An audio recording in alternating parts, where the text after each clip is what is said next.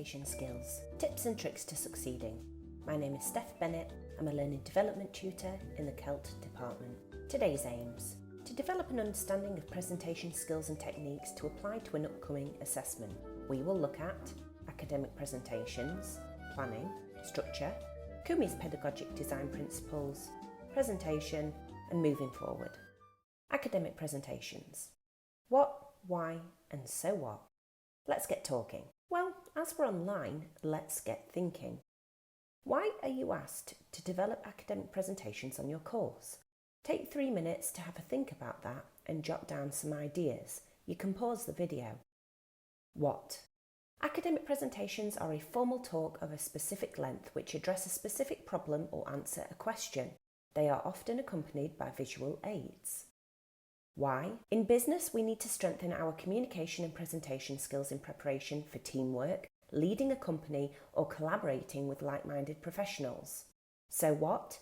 This academic presentation will develop and evidence your ability to communicate your knowledge and understanding of your assignment topic. Planning. Breaking down the brief. Let's get thinking again. When you receive an assignment brief, what are you looking out for? Take 3 minutes to jot down your ideas. Breaking down the brief. Well, the first thing you're looking for is the assignment format. What type of assignment are you being asked to do? In this case, it is a presentation.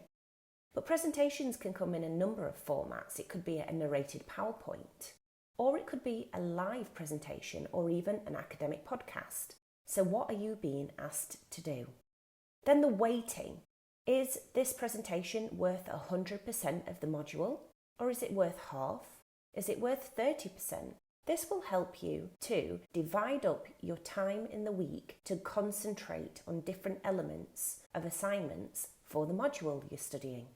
Instruction. What is the assignment brief instructing you to do? Take a look in the task description for this. It might be something like to critically examine, or to analyse, or to discuss, or to collect and collate. What is the big picture topic that you're looking at? And what angle are you looking at the big picture topic from? What are the module outcomes? Have a look at these and decipher what they mean. These are the expectations of your assessor, and this is what they'll expect to see in your presentation. And then take a look at the rubric. This is the grade breakdown at the end of your assignment brief. This will help you to aim for a specific grade descriptor. So the assessor wants to see your module outcomes within the presentation. Then they're going to assess how well you have met those module outcomes by using the rubric. And finally, time frame. How long from receiving the assignment brief do you have to complete the presentation and to deliver it? This will help you to plan your time effectively. Then you can begin drafting. Structure. Finding that flow.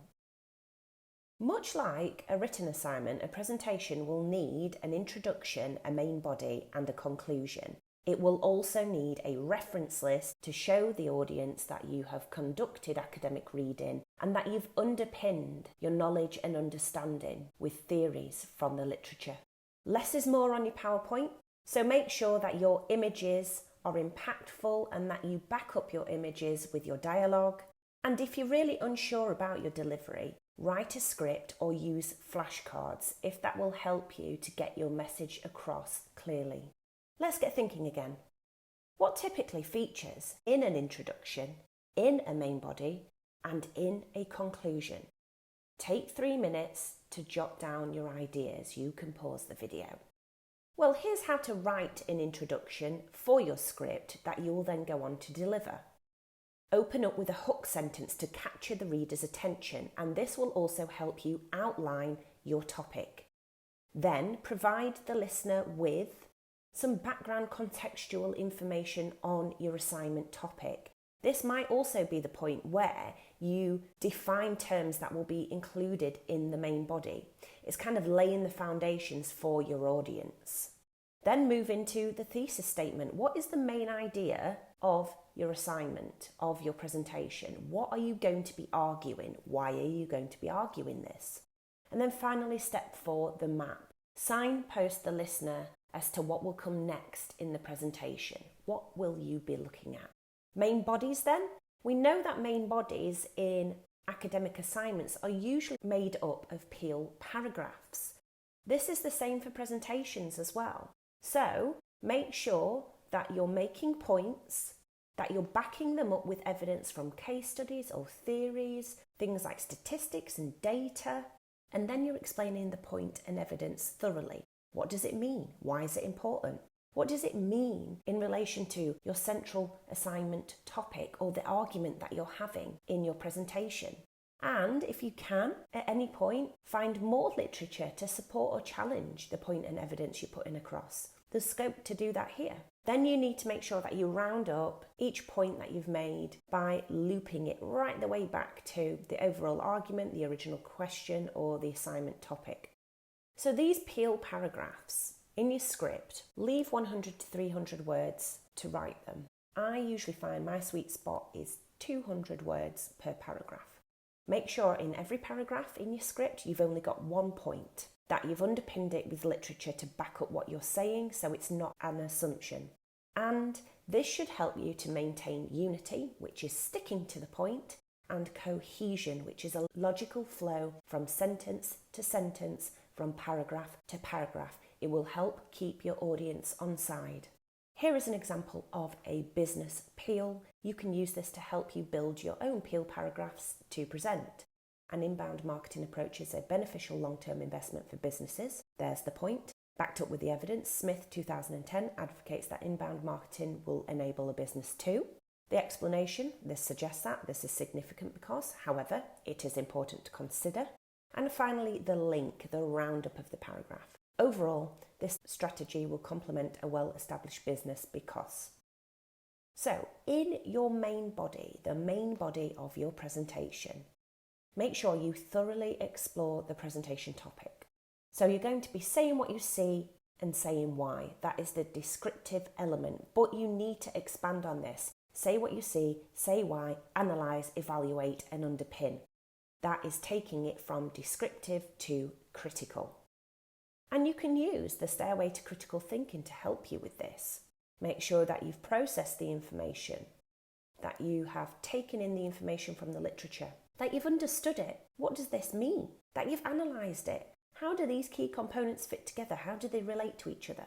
That you've compared and contrasted the ideas that you've seen in the literature. What are the similarities and differences between authors in the literature about the assignment topic? That will help you synthesize then. You can draw links between authors who think similar things.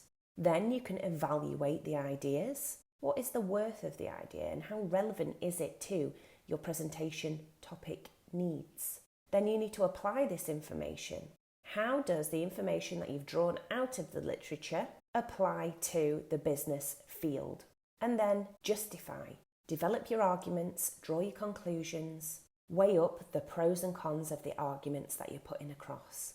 And this is another example of taking it from descriptive to what the assessor is looking for, critical writing, critical presentation delivery. If you're stating what happened, you need to identify the significance of what happened. If you're explaining how to do something, you need to argue a case for the appropriateness of an approach according to the evidence from the literature. If you are outlining different components, then you need to weigh up the importance of component parts. So as you can see here, for every description, there is a critical element of writing, and that will help you to develop your script and to maintain criticality throughout. And conclusions then, how to write a conclusion, how to deliver a conclusion. Return to your initial thesis statement, that original idea you were going to argue throughout the presentation. That should help you to then summarise the main points of your presentation in relation to that argument. Then you need to make sure that you make it matter. What is the significance of the things that you've found out and explored? This should help you to then consider the next steps as a practitioner in the field. And here is an example draft for a script for a presentation. We've got the introduction, 10% of your time for the hook, the background, the thesis statement and the map. Then we've got the main body, 80% of your time. We've got peels of 200 words approximately, each with point, evidence, explanation and link in there. And then we've got the conclusion 10% of the time. Summarise, make it matter, next steps, and this is important, do not include any new information in the conclusion. No new quotes, no new data, no new theories. Pedagogic design principles. Jack Coomey in 2015 developed a set of design principles that could be applied to different forms of presentations.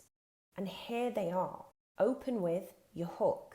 Capture the attention of your audience in the introduction and sustain their interest. So you can create suspense or entertain, you can fascinate them, you can captivate them, shock, surprise, appetize, delight. Then you need to signpost them.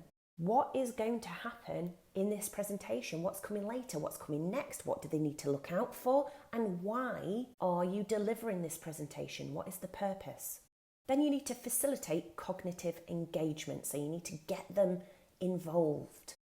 Pose areas for questioning. Encourage their prediction. And, this is important, establish the relevance of your presentation to their professional life. How does what you're delivering matter to the business field? Then enable knowledge construction. So now you're going to be building their knowledge. So make sure that words are not duplicated in diagrams or in images. If you are presenting the words in the script, they do not need to be featured on the screen. But you can use complementary images and complementary diagrams to back up your script. You can pause your delivery to allow the audience to contemplate what you've discussed. You can scaffold their construction of knowledge, so support them. Be clear about what you are discussing to enable them to understand the topics you're presenting. Allow them to see the context of what you're discussing, why it's important to the business field, why it's important to them as practitioners in business. And then you need to activate their existing knowledge, so the knowledge they had before they came to this presentation, and then through your presentation you can solidify this knowledge and build on it. Then sensitize. So you need to plant seeds to get them thinking. And you can personalise your delivery style to make it consistent throughout. So this might mean working on your intonation. That's the rise and fall of your voice to allow your delivery to be more expressive. Elucidate. Vary your tempo to indicate syntax. That's the flow of your sentences. Ensure that you're heard by projecting, so that's dynamics, and diction. That's the clarity of your pronunciation. Make sure that you alleviate any cognitive complexity, so make what you're saying super clear to ensure that your audience understands you. And restrain the image and word density on the presentation behind you. So give little snippets of information. That should help your message to come across clearly. Reinforce. So make sure that if you're discussing a topic, that you repeat your ideas from multiple angles to get your message across. You can compare and contrast sources in the literature and ideas that you've got, and make sure that you are creating a synergy between the words that you are delivering on your script and the images that are popping up behind you on the PowerPoint presentation. That should help make your presentation more impactful. And finally, consolidate. This is where we round everything up. This is essentially our conclusion. You need to recap some ideas for your audience, summarise the key points that you've made. And this is a point where you may want to integrate complementary materials such as handouts. Let's get thinking again. What makes a good presentation? Think about your preference when you're listening to other presenters like your tutors or your colleagues, presenters on the TV or maybe podcasts that you listen to. And what factors contribute to a smooth presentation? I want you to take 4 minutes and list some ideas. You can pause the video.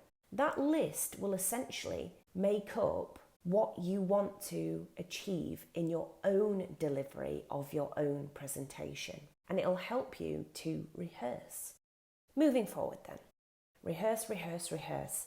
Practice doesn't necessarily always make perfect.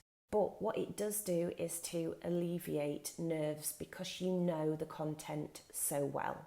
Habits are stored in our memory. That's what we know to be our muscle memory. It's an automatic neural pathway.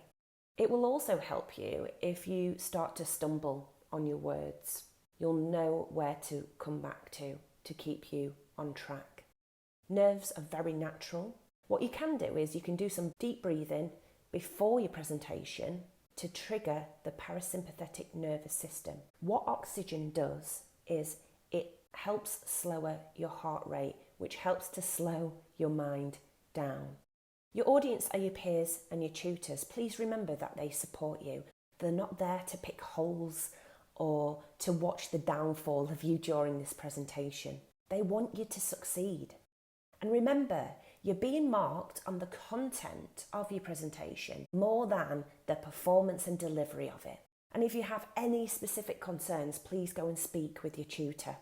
And then some little nuggets. The new Learning Development Blackboard features tips and tricks on academic writing, academic reading. There's a section on there about presentations, and it's full of pictures and step-by-step guides and videos.